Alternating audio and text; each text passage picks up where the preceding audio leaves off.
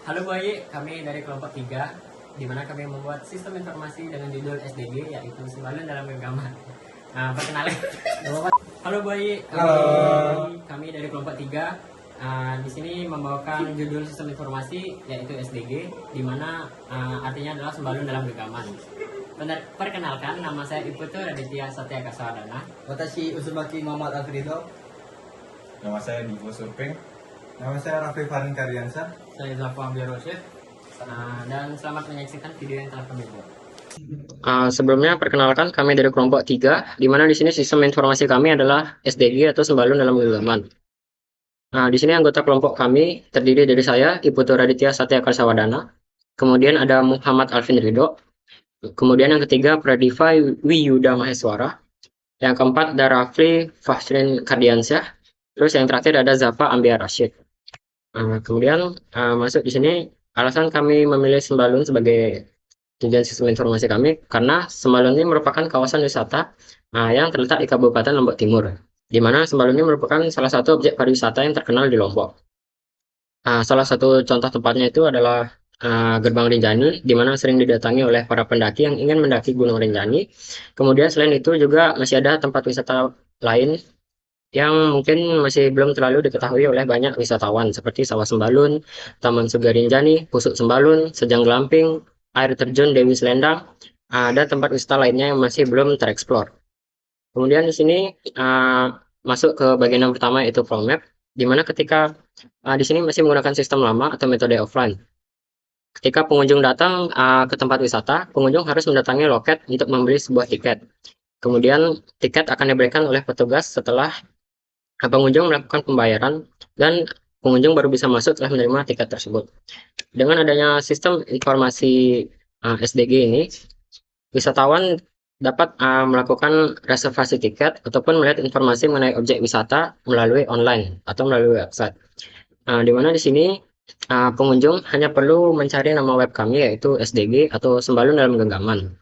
Kemudian pengunjung diharuskan untuk membuat akun, dan setelah pengunjung berhasil membuat akun, maka pengunjung atau pengguna ini dapat memilih layanan yang tersedia dalam web kami dan juga dapat melihat informasinya terlebih dahulu mengenai wisata apa saja yang ada. Kemudian setelah memilih layanan tersebut, maka sistem akan memproses tersebut dan dilanjutkan ke pihak pengelola. Setelah pihak pengelola mengkonfirmasi pembesaran tersebut, maka sistem akan menampilkan daftar harga dan total yang harus dibayarkan oleh pengguna. Setelah pengguna melakukan pembayaran tersebut, maka sistem akan meneruskannya kepada pihak pengelola, dan ketika pengelola telah menerima pembayaran tersebut, maka pengelola akan memberikan rincian mengenai tiket yang akan diberikan kepada pengguna seperti stroke ataupun kapan jadwal tiket tersebut bisa digunakan. Kemudian selanjutnya di sini ada arsitektur sistem informasi yang akan dilanjutkan oleh teman saya. Perkenalkan, sebelumnya nama saya Muhammad Alfredo dengan NIM F1D022068. Di sini saya akan menjelaskan arsitektur sistem informasi SDG. Yang pertama ada arsitektur client server.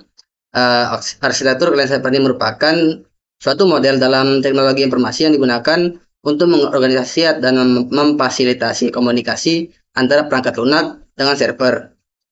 Di sini ada 4 perangkat yang bisa terhubung dengan server yang memiliki spesifikasi minimum tersendiri untuk mengakses server agar menghindari terjadinya kegagalan proses ketika mengakses server. Pertama ada iPad dengan minimal Apple A8X dengan komputer Intel Celeron Core Celeron dengan Windows 7, handphone dengan MediaTek Helio P Series dengan Android 8 mini. Kemudian terakhir ada Intel Core Celeron dengan Windows 8. Selanjutnya ada Aftershock. Aftershock kami ini merupakan service oriented arsitektur, merupakan pendekatan arsitektur yang dapat digunakan dalam mengembangkan sistem informasi di mana komponen-komponen fungsional dari sistem organisasi sebagai layanan yang dapat diakses melalui jaringan. Yang pertama ada fitur yang kami tawarkan composite application. Yang pertama order processing, account management, service scheduling, payment method, dan facility. Kemudian ada layanan yang kami tawarkan juga reusable business service. Pertama create account, review and rating, cek order status, payment, dan cek inventory. Yang terakhir ada data repository, merupakan layanan yang kami tawarkan kepada para pengunjung. Yang pertama untuk penginapan ada hotel, untuk makan ada restoran atau kafe, untuk layanan porter and guide, dan terakhir ada destination untuk destinasi wisata yang ada di Sembalun. Selanjutnya ada diagram konteks yang akan dijelaskan oleh teman saya, Pradipa Yuda Maswara. Oh, baik, di sini saya akan melanjutkan yang tadi. Nah, baik, di sini saya akan melanjutkan yang tadi. Nah, di situ ada diagram konteks dari SDG. Diagram konteks merupakan diagram dengan tingkatan paling rendah. Diagram ini digunakan untuk menetapkan konteks dan batasan sistem pada sebuah pemodelan. Salah satu keuntungan menggunakan diagram konteks adalah memudahkan pengguna yang belum menguasai komputer agar lebih memahami sistem komputer yang sedang dikembangkan. Pada diagram konteks di atas terdapat pada diagram konteks tersebut terdapat 3 user atau pengguna dari sistem informasi Sembalun dalam genggaman, di mana masing-masing user dapat mengakses sistem informasi ini berdasarkan kepentingan user terhadap sistem informasi Sembalun dalam genggaman, atau bisa disebut dengan SDG. Nah, selanjutnya ini ada data flow diagram level 0. Level DFD ini merupakan gambaran dasar dari keseluruhan sistem atau proses yang dianalisis untuk menjadi tampilan abstraksi, menunjukkan sistem sebagai proses tunggal dan hubungannya dengan entitas eksternal. Data flow diagram level 0 ini mempresentasikan seluruh sistem sebagai gelembung tunggal dengan data input dan output yang ditunjukkan oleh panel masuk atau keluar.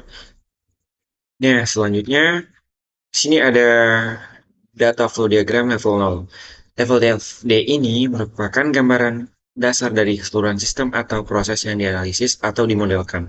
Jenis diagram ini dirancang untuk menjadi tampilan abstraksi, menunjukkan sistem sebagai proses tunggal dan hubungannya dengan entitas eksternal. Data flow diagram level 0 mempresentasikan seluruh sistem sebagai gelembung tunggal dengan data input dan output yang ditunjukkan oleh panel masuk atau keluar. Data flow diagram level 0 untuk sistem informasi Sembalun dalam genggaman akan memberikan gambaran tingkat tentang bagaimana sistem tersebut beroperasi.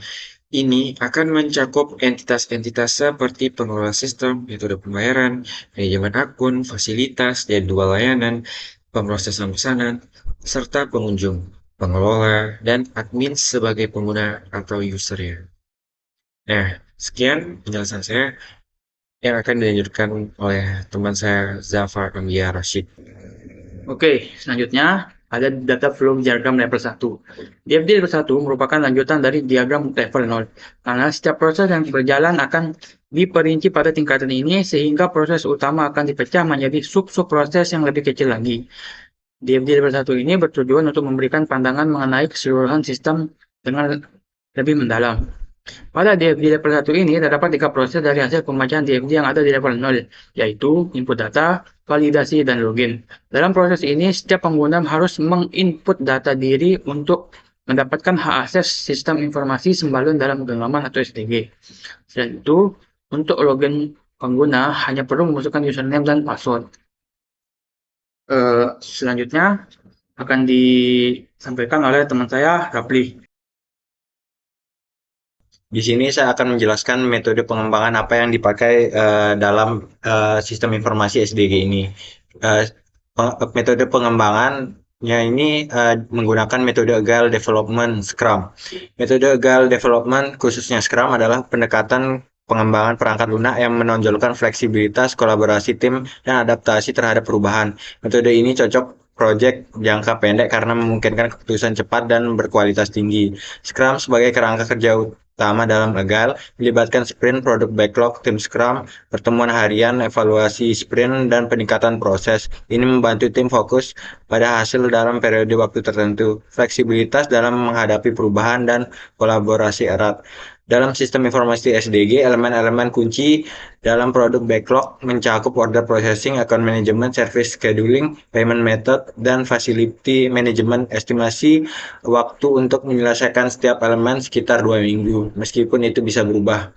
Penggunaan metode Agile, terutama Scrum, dipilih karena fleksibilitas, partisipasi aktif pemangku kepentingan, transparansi, prioritas berdasarkan nilai dan peningkatan kualitas. Pendekatan agile diharapkan dapat memungkinkan pengembangan sistem informasi dengan efisien dan responsivitas yang tinggi terhadap perubahan. Sekian penjelasan dari kelompok kami. Terima kasih.